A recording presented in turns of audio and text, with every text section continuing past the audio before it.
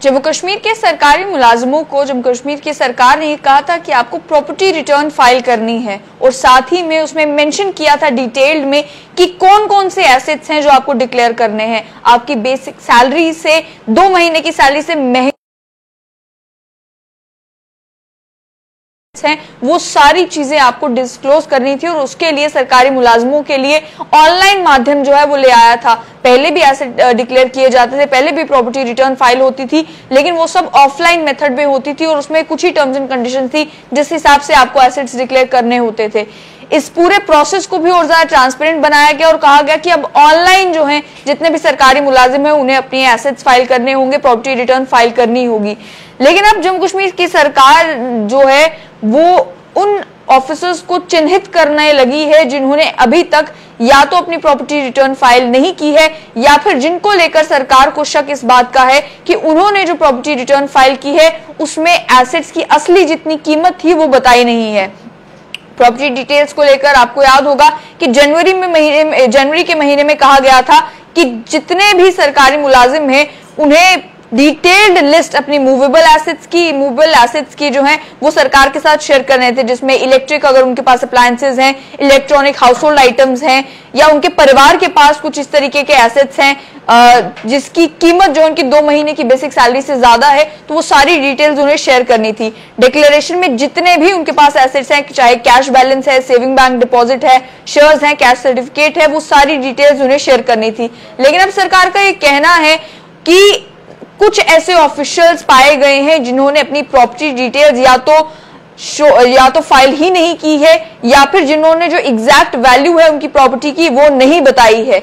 तो ऐसे में जो है जनरल एडमिनिस्ट्रेशन डिपार्टमेंट के एक सीनियर ऑफिशियल का ये कहना है कि इनसे कह दिया गया है कि या तो आप जल्द से जल्द अपनी प्रॉपर्टी रिटर्न फाइल करें या फिर सर्विस रूल के मुताबिक जो एक्शन लिया जाना होगा वो लिया जाएगा। इसके साथ साथ में ये भी कहा कि हर साल देखने को ये मिलता है कि कुछ ऐसे ऑफिसर्स होते हैं जो अनविलिंग होते हैं अपनी डिटेल्स शेयर करने में, लेकिन सरकार ऐसे सभी ऑफिशियल्स की एक लिस्ट बना रही है जिन्होंने या तो अपनी प्रॉपर्टी डिटेल्स भरी नहीं है या फिर जिन्होंने प्रॉपर्टी डिटेल्स गलत भरी हुई है। इसके साथ साथ में कहा कि ये जो प्रॉपर्टी है डिफॉल्टर्स की वो अक्सर जो है अनचेक्ड रहती थी जब प्रॉपर्टी डिटेल्स फाइल नहीं होती थी। एनुअल प्रॉपर्टी रिटर्न फाइल करने के लिए इसीलिए कहा गया है ताकि मालूम किया जा सके कि वो कौन से सरकारी मुलाजिम हैं जिनके पास डिस्प्रोपोर्शनेट एसेट्स हैं, यानी कि जिनके पास जो एसेट्स हैं उनकी कीमत उनकी सैलरी से कहीं ज्यादा है, तो मालूम किया जा सके कि आखिर अगर इनके पास इनकी तनख्वाह के मुताबिक एसेट्स नहीं है तो ये एसेट्स आए कहां से।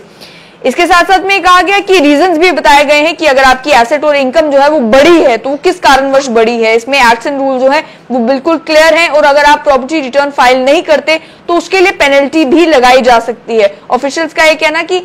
सरकार ने कोशिश ही यही की कि इसे ऑनलाइन मोड पर शिफ्ट किया जाए ताकि इंश्योर किया जा सके कि जितने भी इंप्लॉइज हैं वो टाइमली अपनी प्रॉपर्टी स्टेटमेंट्स फाइल कर सके। पहले भी प्रॉपर्टी स्टेटमेंट्स फाइल होती थी लेकिन तब ये हुआ करता था कि हेड ऑफ डिपार्टमेंट के पास प्रॉपर्टी रिटर्न जो है फाइल करनी होती थी, डिक्लेरेशन फॉर्म भरने होते थे। उस नए सिस्टम से एक तो सभी इंप्लॉयज के पास रिसिप्ट ऑटोमेटिकली आ जाएगी, जब आपने ऑनलाइन भर दिया तो आपको मालूम चल गया और सरकार को भी मालूम चल गया कि इन्होंने प्रॉपर्टी रिटर्न फाइल कर दी है। लेकिन ऑफिसर्स का ये कहना होता था कि पहले जब सीनियर लेवल पर जो है डिक्लेरेशन सबमिट की जाती थी तो कई बार जो ऑफिसर्स हैं सीनियर लेवल पर उन्हें ये रिमाइंड करना पड़ता था रिपीटेडली कि आप अपनी एनुअल स्टेटमेंट जो है वो भरें। इसी पूरे प्रोसेस में जिस समय प्रोसेस चल रहा था ये स्टेटमेंट फाइल करने का, उस समय कई ऑफिशियल्स ने आपत्ति भी जताई थी कि एडिट का ऑप्शन नहीं है और कई सारी प्रॉब्लम्स जो हैं वो भी ऑफिशियल्स को आ रही थी अपनी प्रॉपर्टी स्टेटमेंट भरने में, जिनमें उनका ये कहना था कि कई बार हमने गलती से किसी चीज की कीमत 1 लाख भरनी होती है, उसकी कीमत अगर हम 10,000 भर देते हैं तो उसके बाद एडिट का ऑप्शन नहीं होता, तो हम परेशान हो जाते हैं कि अब हमें क्या दोबारा से फ्रेश स्टेटमेंट भरनी पड़ेगी या फिर इसे किसी ना किसी तरीके से ठीक किया जा सकता है। लेकिन फिलहाल यही कि अब जो है वो सरकार शिकंजा कसने लगी है उन सभी ऑफिसर्स के खिलाफ जिनके पास डिस्प्रोपोर्शनेट एसेट्स हैं और तरीका ये निकाला है कि जितने भी ऑफिशियल्स हैं उनसे ये कहा गया कि आप अपनी प्रॉपर्टी रिटर्न्स फाइल करें और प्रॉपर्टी रिटर्न्स में भी अब दोबारा से जितने भी ऑफिशियल्स हैं, जितने भी सरकारी मुलाजिम हैं जिन्होंने अभी तक अपनी प्रॉपर्टी स्टेटमेंट फाइल नहीं की है, उनसे ये कहा है कि आप या तो फौरी तौर पर अपनी स्टेटमेंट फाइल करें या अगर आपने एसेट्स की वैल्यू गलत दिखाई है उसे करेक्ट करें या फिर आपके खिलाफ जो कानून है कानूनी कार्रवाई की जाएगी।